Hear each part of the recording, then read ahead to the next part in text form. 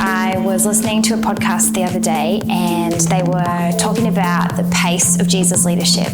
And they were talking about how the pace of Jesus' leadership happened at 3 miles an hour because everywhere he went, he walked.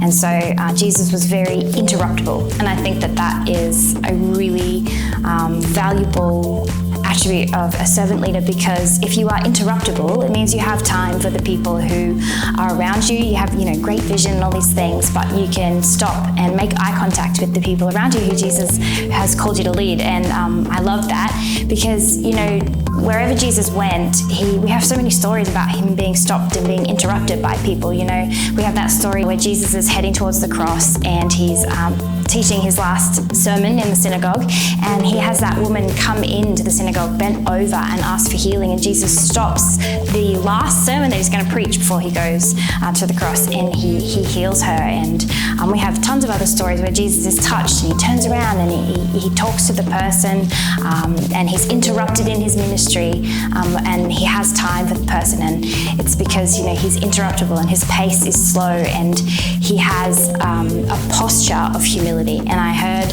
Ruth Limkin talk about that the other day. She was doing a talk, and she said to a whole bunch of academics at this Bible college, she said, academics, a lot of you, like everybody out there today, are going to have a very important position on a lot of different issues, but just as important as your position is your posture when it comes to communicating your position. And I think that that is just so true. And the posture of Jesus as he led was a posture of humility. And I think that those things, being interruptible, having a slow pace, and having a posture of humility are just the key attributes of someone who would want to follow after Jesus and be a servant leader.